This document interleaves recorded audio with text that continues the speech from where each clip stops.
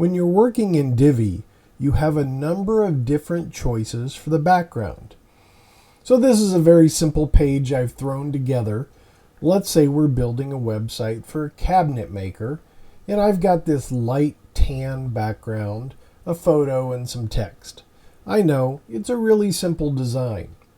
But the idea is sometimes you have a site where something other than a solid color or a fountain fill is the right answer. As a cabinet maker, maybe it would be better that the background is a wood grain, so it kind of fits in with their business. And I'm going to show you how to use seamless textures in Divi, and it's extremely easy.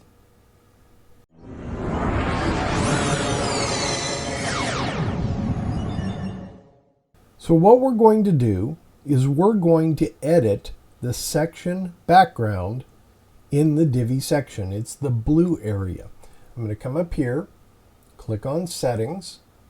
We're going to go to Background. And I've already loaded some seamless textures into my media library. So what we'll do is we'll come over here to Background Image.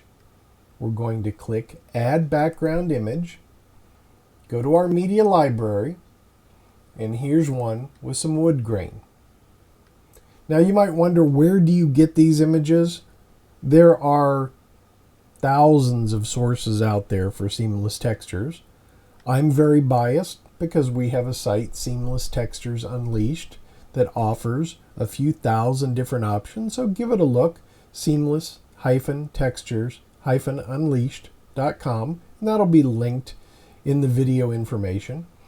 So here we have the image, and if you look at it, it really doesn't look that great.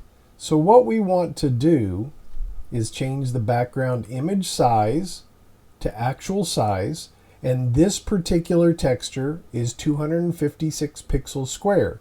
Now you're wondering where it is. It kind of disappeared.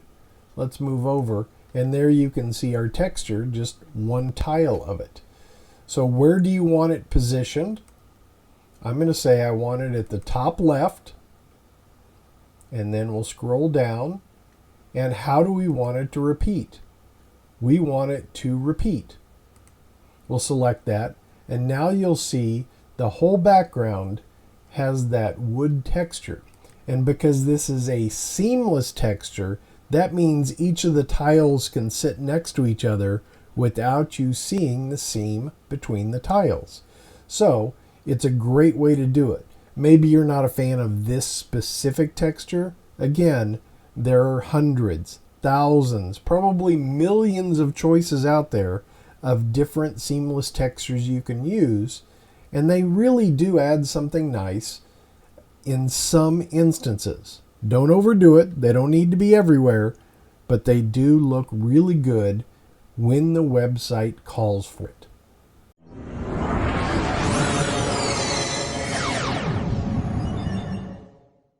Now we're going to look at a different seamless texture option. And in this case, we're going to start out with one fill for the section background. So let's go ahead and click our settings, background, image. And again, I have the one I want in my media library already. So you can see what it is. It's 256 pixels square. We'll go ahead and select that. You'll see it there. And remember the same settings we used before. So we want it to be actual size, top left,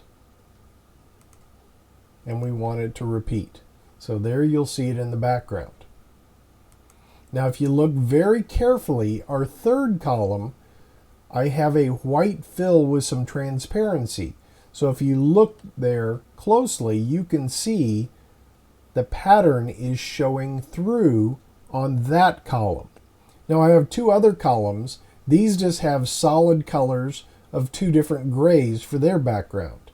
So let's go in and let's edit the column settings. I'm going to move these off to the side so we can see these columns change. On the first column, I'm going to select a different texture fill. Now what I did in my image editing program, I loaded up the background you see with the black pattern, and I lightened it so it's a gray. So as we come in here, you'll see there's the lighter one that we're going to put in this first column.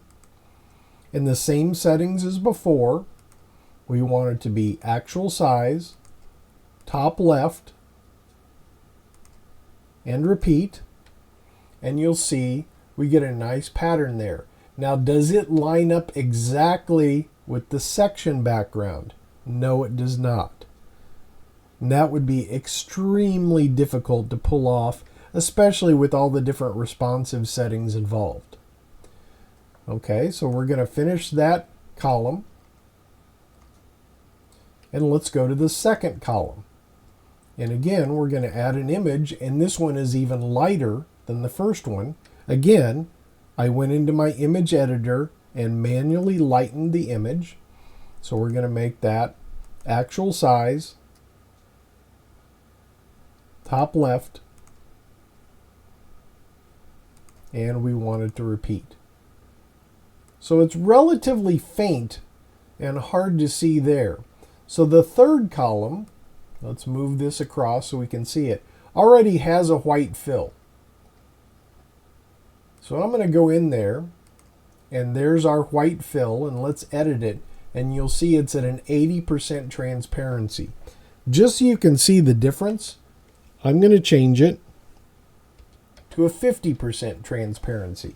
And now you can better see the pattern showing through, but the text might be relatively hard to read. So you have to be careful that you have enough contrast there, whatever your pattern is, whatever your column fill is.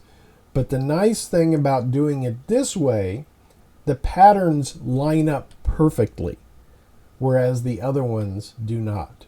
So there you've seen two different options of using seamless textures, and here with our columns you've seen the same texture used in multiple different ways, and they're a great thing to add to your projects, so keep those in mind. And I'd appreciate it if you look at our site, seamless-textures-unleashed.com, and maybe pick up a few textures from our store.